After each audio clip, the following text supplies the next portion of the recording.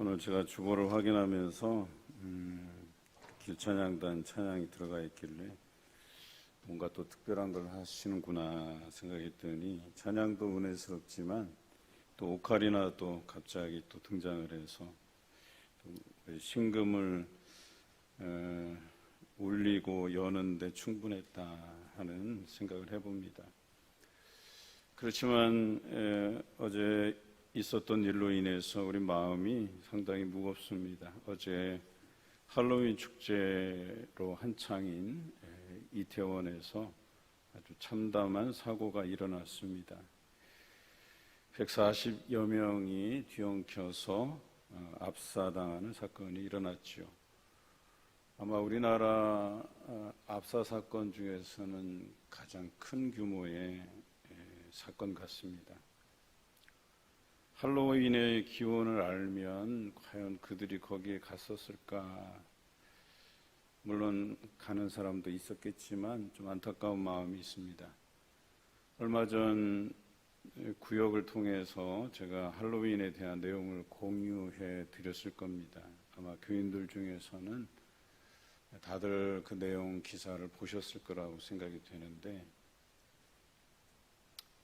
물론 교인 중에서는 참석한 분들이 없을 거라고 생각을 하지만 그래도 우리가 좀 알아야 될 필요는 있겠다 하는 생각을 해봤습니다.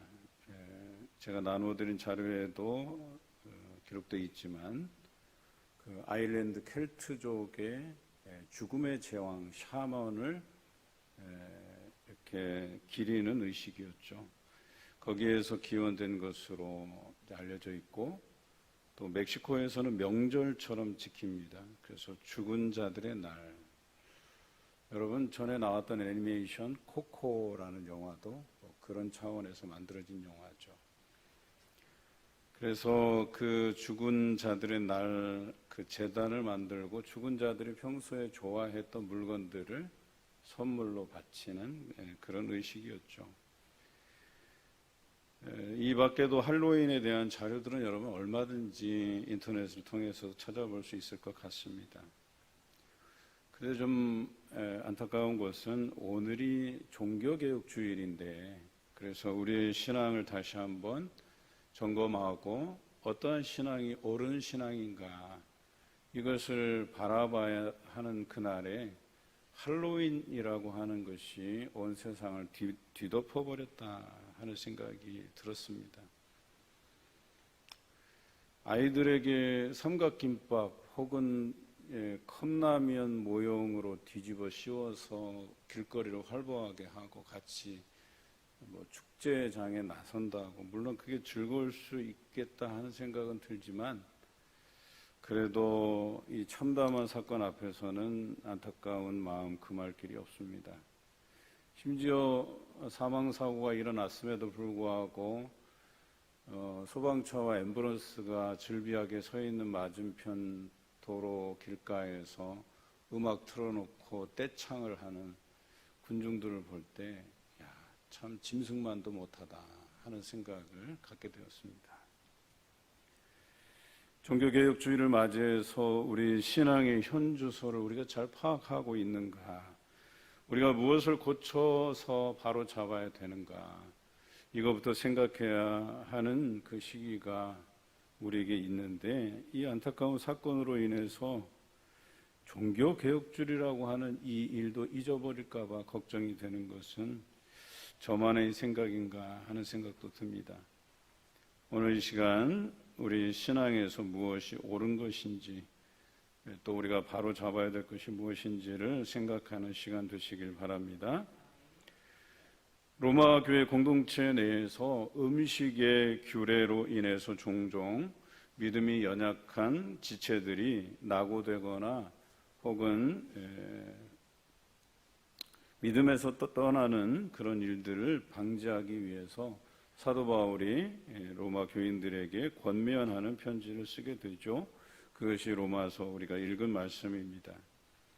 예루살렘 공의회에서 이방인들을 위해서 하나의 중요한 결정을 하게 되는데, 율법이 아니고 또 할례도 아닌 믿음으로 우리가 구원을 얻을 수 있다고 선언했습니다. 그러는 동시에 이방인들에게 금지해야 될 금지 사항에 대해서 몇 가지 결정을 하게 됩니다. 그게 무엇이냐면 우상으로 더러워진 음식, 또 음행, 그리고 목매어 죽인 짐승의 고기와 피는 멀리하라는 그런 것이었습니다. 그런데 이 결정에 대해서 이것을 문자적으로 해석하고 문자적으로 충실해야 된다는 사람들이 있었고, 또 다른 부류들은 생명을 귀히 여기라는 정신에 충실해야 된다고 해석하는 사람들도 있었습니다. 특히 유대인 크리스천 출신들, 유대인이었다가 예수 그리스도를 알고 믿고 회심한 사람들은 아무래도 율법과 할례의 정통에 있는 사람들이었기 때문에, 그리고 이들의 습성상 율법을 문자적으로 해석하고 문자적으로 받아들이고 문자에 충실해야 된다고 생각했기 때문에 이들은 이방인 크리스천들이 이 문자적으로 이 네 가지 금지한 것들에 대해서 잘 지키지 않았을 때에 이들을 비판하는 일들이 종종 교회에서 일어났다라고 하는 것이죠. 특히나 먹는 문제에 있어서 예민한 것입니다. 그들이 율법에 이제 적혀 있는 부정한 짐승들의 목록이 있거든요. 과거 그 율법에 충실하고자 해서 그 부정한 짐승을 먹는 이방인들을 종종 비판하곤 했다라고 하는 것이죠. 그런데 믿음이 있는 사람들은 이 부정한 음식에 대해서 그것을 그냥 거리낌 없이 먹고 마시는 것이 부담스럽지 않았지만, 또 그것을 믿음이 없어서 문자적으로 해석함으로 받아들여서 그것을 거리낌 없이 먹는 사람들이 왜 율법에 있는 부정한 짐승들을 저희들이 거리낌 없이 먹을까 하는 그런 시각으로 바라보기도 했다라고 하는 것이죠. 뿐만 아니라 때로는 그것이 율법의 부정한 짐승으로 목록에 있는지도 모르는 이방인들, 그들은 구약 성경을 알지 못하지만 예수 그리스도를 받아들여서 믿음에 이른 사람들이었죠. 그들은 부정한 짐승을 알 리가 없었죠. 그런데 그들이 그 부정한 짐승이라고 나와 있는, 그 목록에 나와 있는 짐승을 거리낌 없이 먹다가 유대인 크리스천들이 자신들은 지금까지 먹지 않았던 그런 것이라고 해서 그것들을 비판하고 정죄하고, 그래서 이방인들이 그것을 듣고 나서 상처 입고 교회를 떠나는 일들이 있었겠다 하는 생각을 하게 됩니다. 그래서 오늘 사도 바울은 이 일로 고민하다가 믿음이 연약한 자들을 위해서는 거리낌 없이 먹을 수 있어도 절제하는 것이 좋겠다라는 편지를 쓰고 있는 것이죠. 과연 이런 부정하다, 부정하지 않다라고 하는 이 기준에 대해서 예수님께서는 뭐라고 말씀하셨을까요? 우리가 마가복음 7장의 말씀을 유념해 볼 필요가 있습니다. 예수님께서는 몸 밖에서 사람 속으로 들어가는 것이 사람을 더럽히지 못한다, 이렇게 말씀하고 계십니다. 그저 모든 음식물은 배로 들어가서 뒤로 나갈 뿐이고 그 모든 음식은 깨끗하다 선언하셨습니다. 그러면 무엇이 우리를 더럽히느냐?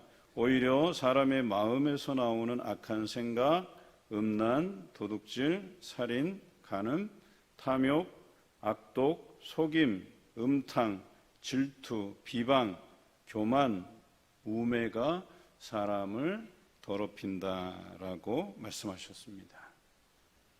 이 말씀을 곰곰이 생각해 보면 이 사도시대의 예루살렘 공의회에서 결정한 이 네 가지 금기사항은 문자적으로 지킨다라는 의미보다는 거기에 포함된 정신, 그것에 우리가 충실하라는 말씀임을 유추해서 해석해 볼 수가 있습니다. 뿐만 아니라 베드로에게 부정한 짐승이 담긴 광주리, 그 환상을 보고 하나님께서 베드로에게 네가 잡아먹으라 이렇게 말씀하시는데 베드로가 보기에는 부정한 짐승이거든요. 그래서 부정한 짐승이라고 내가 먹지 못하겠노라고 이렇게 말하는데 하나님께서 뭐라 그래요? 내가 정하다고 한 것을 왜 내가 먹지 않느냐? 내가 부정하지 않다고 한 이 음식에 대해서 너는 거리낌 없이 먹으라 이렇게 선언하셨습니다. 여러분, 먹고 마시는 문제에 있어서 사람의 정신이 어떠한가가 그것이 중요한 것을 이야기하는 말씀이죠. 부정하다고 생각하거나 깨끗하지 않다고 생각하는 사람에겐 그렇다는 거예요. 그렇지만 그것이 믿음으로 인해서 부정할 것이 없다 생각하고 먹으면 거리낄 것이 없다. 특히 우리 시대의 제사 음식이 그렇잖아요. 예전에 어르신들은 제사 음식에 손도 대지 말라고 그러시는데 요즘 신학이 잘 정립되어 있어서 제사 음식도 믿음이 있는 사람들이 거리낌 없이 먹으면 돼요. 상관없습니다. 그런데 그것을 부정하게 바라보고 깨끗하지 못하다 하는 그런 사람에게는 또 그렇게 보이는 거거든요. 그런데 오늘 사도 바울이 이야기하는 것은 그런 사람이 잘 몰라서 믿음이 연약해서 하는 이야기니까 그런 사람 앞에서 차라리 그 사람의 연약한 믿음을 위해서라도 그냥 제사 음식을 안 먹는 것이 좋겠다 이렇게 이야기하는 겁니다. 믿음이 있는 사람들은 거리낌 없이 먹을 수 있는 것이지만 실족하는 사람이 있다고 한다면 그것으로 인하여서 상처받는 사람이 있다고 한다면 절제하는 것이 옳겠다라고 하는 것이에요.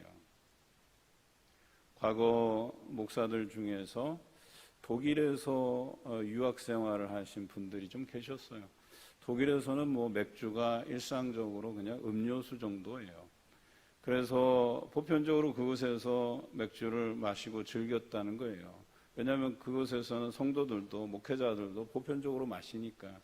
그런데 한국교회에 와서 그것을 먹고 마시는 것이 문제될 것이라고 생각을 못했는지 이제 호프집에서 목사님이 맥주 마시는 걸 성도들이 본 거예요.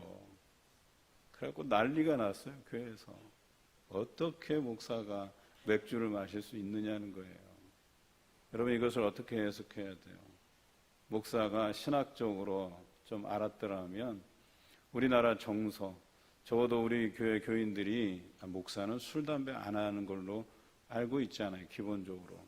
심지어는 목사뿐만 아니라 성도들도 술, 담배 안 하는 것으로 기본적으로 알고 있는데 하니까 이런 사실을 알았더라면 성도들이 실족하지 않도록 피했어야 되는 거라는 거예요. 하지 말았어야 된다라고 하는 것이죠. 여러분, 독일의 문화가 세상의 보편적인 문화가 될 수는 없어요. 자기가 살고 있는 그 문화적인 풍토, 사람들의 인식, 또 믿음이 연약하고 아니면 믿음이 강해서 거리낌 없이 그런 것들을 할 수 있다고 하지만 우리 살아가는 세상이 문화도 다르고 환경도 다르고 심지어는 세대도 다르고 믿음도 다르다는 거예요. 그런 자들 밑에서는 우리가 좀 조심할 것들은 조심해야 될 필요가 있다라고 하는 것이죠. 이런 이야기는 우리가 아무리 옳은 이야기를 입으로 낸다 한들 상대방이 그것을 받을 때 옳은 이야기이긴 하지만 상처 입고 그것으로 인해서 믿음에서 떠나게 되면 우리가 안 하느니 못하다라고 하는 거예요. 괜히 난체하려고 아는 체 하려고 성경에 이렇게 돼 있는데 해서 그 사람에게 상처 입혀서 믿음에서 떠나게 만든다면 그게 옳은 이야기라도 철저해야 될 필요가 있다고 이야기하는 거예요. 오히려 그렇게 말함으로써 그가 믿음에서 떠나게 되는 것은 하나님께서 지금까지 이루어 놓으신 것들을 허물어뜨리는 것이라고 오늘 성경에는 기록되어 있어요. 사실 목회자도 그렇기 때문에 항상 말씀에 조심함이 필요하죠. 설교하는데 그 설교 듣다가 마음에 상처 있고 믿음에서 떠나게 되면 어떻게 될까? 이런 고민이 저에게 분명히 있어요. 그래서 설교도 때로는 강하게 할 필요도 있겠지만 너무 강하게 하다가 부러질까 염려가 되고 그런 마음이 늘 있다는 거죠. 오늘 말씀을 우리가 나눌 때에 오늘 듣는 여러분들이 그런 좋은 깨달음이 있으면 좋을 텐데 또 저 소리 또 나한테 하는 소리구나 하고 받아들이고 에이 내 기분 나빠서 교회 내가 안 나오고 말지 이러지 않기를 당부드립니다. 여러분 거리낌이 없이 먹는 것이 성경적이라 해도 그렇게 생각하지 않는 자들 앞에서는 먹고 마시는 것 혹 그것을 강요하는 것 이것이 상대방을 실족하게 할 수도 있다는 것을 염두에 두시기 바라요. 그리고 실족하게 만드는 것이 죄가 될 수 있다고 성경은 기록합니다. 진정한 믿음은 약자를 배려하는 것이죠. 나의 기준으로 옳고 그름을 판단하지 말고 서로 수용하고 인정하는 그런 믿음이 필요하다는 것입니다. 특히 우리나라에서 술과 담배 문제는 심각하게 다루어 왔죠. 술과 담배는 기본적으로 교회에서 하지 않는 것으로 많이 생각해 왔죠. 그런데 실제로는 성도 중에 술과 담배를 하는 사람도 있어요. 굉장히 친숙해요. 또 목사들 중에서 농촌 목회 하시는 분들은 그냥 동네 어르신들과 그냥 막걸리 한 잔 부담 없이 해요. 그렇다고 내 기준으로 술과 담배에 친숙한 분들을 비난해서 그분들이 교회를 떠나게 되면 여러분 그것이 오히려 죄가 될 수 있다고 성경은 기록하고 있어요. 적어도 우리가 구원과 직결되는 문제가 아니라고 한다면 우리 하나님께서는 중죄인도 용서하시는 분이신데 우리가 무슨 권리로 그들을 비판할 수 있느냐라고 성경은 기록하고 있어요.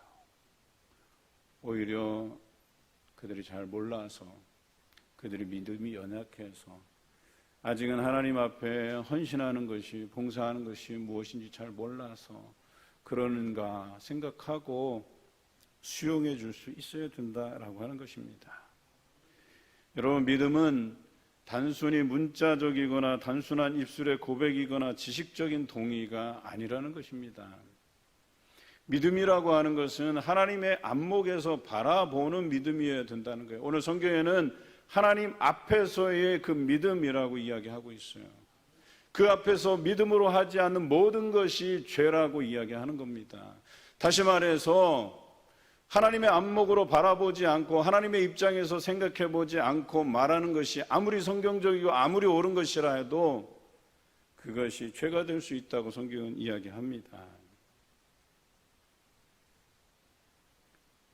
예수님께서 하나님의 아들이시라고 하는 이 기본적인 전제, 여러분 여기에서 믿음이 다 되었다고 완성이 되었다고 이루어졌다고 말할 수 없습니다. 왜냐하면 성경의 사단들도 귀신들도 예수님을 하나님의 아들이라고 인정하기 때문에 그렇습니다. 그들이 하나님의 아들이신 것을 인정한다 해서 귀신을 마귀를 예수님의 동료요 형제 자매요 하나님의 자녀라고 부를 수는 없는 것이에요. 그런데 마치 우리는 믿음을 지식적인 동의로 알고 입술의 단순한 고백으로 알고 하지만 그렇지 않다는 거예요. 로마서 10장 10절에는 사람이 마음으로 믿어 의에 이르고 입으로 시인하여 구원에 이른다고 분명히 말씀해 놓고 있습니다. 마음으로 믿어져야 된다는 거예요. 이 마음으로라는 표현이 지식적인 동의가 아니라 하나님의 안목에서 사람을 바라볼 수 있는 믿음이어야 된다라고 하는 것이에요. 내가 성경적으로 좀 안다고 해서 그걸 기준 삼아서 아무 사람에나 그 잣대를 들이대서 비판하고 비난하고 해서 될 문제가 아니라는 거예요. 언제부터 우리가 믿음을 가졌다고, 언제부터 우리가 성경을 알았다고 마음대로 성경의 잣대를 들이대서 남을 비판하고 정죄하고 판단하고, 성경은 그렇게 이야기하고 있지 않습니다. 마음으로 믿는다 했어요. 그것은 하나님의 안목에서 사람들을 바라보고 믿음이 연약한 자를 배려할 수 있는 그런 믿음이어야 된다라고 하는 것입니다. 그래서 때로는 옳은 이야기라 할지라도, 옳은 믿음이라 할지라도 절제되어야 될 때가 있다는 거예요. 그저 저 사람이 옳은 믿음에 이르기까지, 성숙한 믿음에 이르기까지 수용해주고 격려해주고 지지해주고 그를 위해서 좀 더 바르게 알게 해달라고 기도하는 것이 우리에게 필요한 것이죠. 옳은 말을 낸다고 해서 모두가 합당한 것이 아닙니다. 오히려 믿음이 연약한 자를 위한 배려가 없다면 그것이 그 사람에게 걸림돌이 된다라고 하는 거예요. 그럼 걸림돌이 얼마나 참 야속한 줄 아세요? 제가 어제 병원 신방도 다녀보고 여기저기 다니는데 계단도 한번 헛디고 또 하필이면 병원 문턱을 가는데 이게 또 이렇게 똑바로 돼 있지 않고 턱이 져 있더라고요. 또 그 턱에 한번 딱 걸려서 넘어질 뻔했어요. 그래서 넘어지면서 야, 이게 왜 하필이면 여기에 이렇게 턱이 져 있나 불평도 해보았죠. 그런데 한번 생각해 보세요. 우리가 말하는 것, 좀 아는 체 한다는 것, 그것이 비록 성경적이고 믿음에 합당한 거라 하더라도 누군가에게 걸려지는 걸림돌이 된다고 하면 그 말하지 않는 것이 더 나아요. 드러내지 않는 것이 더 낫다는 얘기예요. 그래서 진정한 믿음이라고 하는 게 믿음이 연약한 자에 대한, 약자에 대한 배려가 없는 것이라면 삼가할 필요가 있는 거예요. 절제할 필요가 있다는 거예요. 우리가 그러잖아요. 왜 저 사람은 집사하면서 이것도 안 하고 저것도 안 하고 뭐 11조도 안 하고 새벽 기도도 안 나오고 뭐 등등등등 우리가 그러니까 불평처럼 하는 이야기들이 있잖아요. 조심할 필요가 있어요. 또 그 사람한테 당신은 집사가 되어갖고 예배도 듬성듬성 드리고 이런 이야기 할 때도 조심스러워야 돼요. 사실 제가 요즘 두드림 신방을 하고 있는데 가서 집사님 왜 안 나오십니까? 이런 말을 못해요. 그 안 나오는 데는 사정도 있을 테고 또 믿음이 연약한 탓일 수도 있고, 그것을 그분이 구체적으로 제게 말씀해 주시지 않는 제가 어떻게 알 수가 있겠어요. 그냥 얼굴 보고 싶어서 한번 들렸다 하고 작은 선물이라도 이렇게 들고 가서 제가 좀 그래도 기도라도 한번 하고 가겠습니다 하고 기도하고 오면 그냥 뿌듯해요. 여러분, 배려라고 하는 것은요, 그 사람이 왜 그런지에 대해서 묻고 따지고 하는 것이 아니라 그냥 그런 사정이 있으려니 마음으로 품고 그를 위해서 날마다 기도하는 것, 여러분 이것이 중요한 것이다라고 하는 거예요. 전화 걸어서 잘 지내지? 그래 우리 언제라도 한번 얼굴 봐야지? 그 정도면 충분해요. 누군가가 나를 위해서 관심을 가져주고 있고 나를 위해서 기도하고 있다는 사실이 얼마나 나에게 힘이 되는지 여러분 모릅니다. 목사인 저도요, 누군가 저를 위해서 기도하고 있다는 얘기를 들으면 마음이 든든해요. 그런데 성도들, 나를 위해서 기도해 주는 우리 동료들이 있는데 든든하지 않겠습니까? 여러분, 믿음보다 더 중요한 것은 없습니다. 옳은 말이 믿음에서 떠나게 만든다면 절제해야 될 필요가 있는 것이죠. 우리 모두가 믿음이 연약한 자를 위해 기꺼이 절제할 수 있는 그러한 배려의 마음을 가지시길 주님의 이름으로 기원합니다. 무엇을 먹고 마시느냐로 분열을 일으키기보다는 오직 성령 안에서 우리가 힘써야 될 것은 의와 평강과 희락을 중요하게 여겨야 된다. 오늘 성경은 이야기합니다. 여러분, 교회에서 먹고 마시는 문제뿐 아니라 부담스럽게 생각되는 것이 정치 이야기예요. 지역 간 생각이 다르고 세대 간 생각이 다른데 교회에서 막 정치 이야기 떠들썩하게 늘어놓으면 여러분 분열을 일으키기에 딱 좋은 주제거리예요. 분명히 정치는 선호하는 사람이 있고 선호하지 않는 사람이 있어요. 심지어 정치적인 문제에 관심을 다 가진다 해도 서로 지지하는 당이 다를 수 있어요. 지지하는 인물이 다를 수 있어요. 같은 당을 지지해도 또 지지하는 인물이 또 다를 수가 있는 거예요. 그런데 그걸 가지고 교회에서 네가 옳으니 내가 옳으니 이래 가면서 정치 이야기 목청껏 높여서 한다고 한번 생각해 보세요. 여러분, 분열되기 딱 좋은 이야기예요. 정치는요, 이 정치 구단들은 어떻게 하는 줄 알아요? 갈라치기 하는 거예요. 딱 내가 딱 봤을 때 야, 요거 50대 50으로 갈라칠 수 있겠다 싶으면 무조건 한쪽 편 드는 거예요. 그게 정치라는 거예요. 이 사람 생각도 배려하고 저 사람 생각도 배려하고 이러지 않아요. 무조건 50이든 45든 자기가 가져갈 수 있는 지분이 있으면 한쪽을 주장하게 돼 있다니까요. 그게 정치적인 논리예요. 그러면 갈라치기 되는 거고 분열되는 거예요.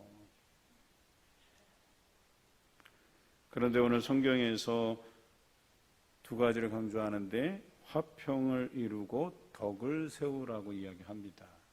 여러분, 정치 이야기로 화평을 이룰 수 있고 덕을 세울 수만 있다면 하세요. 얼마든지 하세요. 근데 제가 볼 때는 불가능합니다. 교회 안에서 우리가 화평을 이루고 덕을 세워야 될 만한 이야기들을 나누자는 거예요. 그것으로 교제하자는 거예요. 우리의 삶의 간증, 특히 하나님께서 내게 부어주신 그 말씀으로 인해서 우리가 은혜 받은 이야기, 얼마나 많은지 몰라요. 그런 이야기도 나누어도 모자랄 판에 굳이 이런 얘기 꺼내서 분열을 조장할 필요가 있겠냐라고 하는 것이에요. 여러분, 공개적인 자리에서 그런 얘기 해보세요. 그러면 교회 나오고 싶은 생각이 사라져요. 제가 우리 교회뿐만 아니라 다른 교회에서도 숱하게 신방을 다녀봤잖아요. 지난번 교회에서는 어떤 젊은 가정들이 왜 이렇게 출석률이 낮은가. 그런데 상당히 많은 비율이 교회 가니까 어른들이 자꾸 정치 이야기해서 듣기 싫다는 거예요.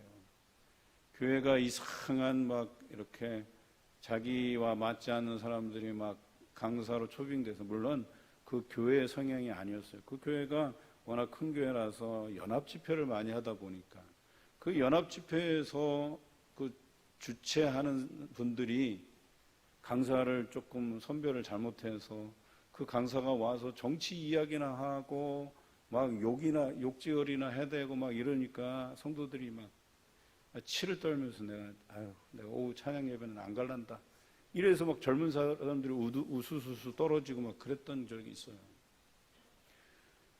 저도요, 목회자인데 저에게 문자를 막 보내요. 그냥 얼토당토 않은 이야기에서부터 시작해서 한쪽 편 드는 이야기들 쭉 해가는데 목사로서 괴롭더라고요. 그냥 왜 저런 메시지를 나한테 자꾸 보내는지, 뭐 나를 무슨 세뇌를 시키려고 하시는 건지.